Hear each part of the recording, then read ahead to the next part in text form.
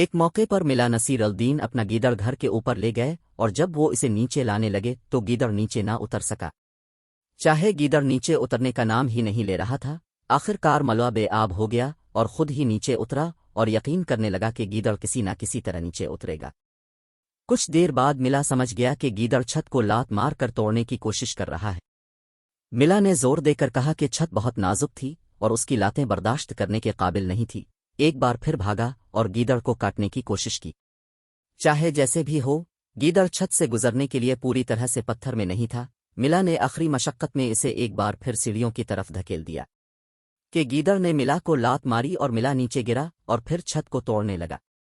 مزید یہ کہ گیدڑ چھت کے ساتھ ساتھ زمین پر گر پڑا۔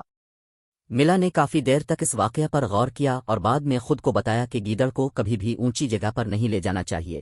ایک چیز تو خود کو تکلیف دیتی ہے، دوسرا اس کے علاوہ اصل پوزیشن کو خراب کرتا ہے، مزید برآں تیسرا اضافی طور پر چڑھنے والے کو تکلیف دیتا ہے۔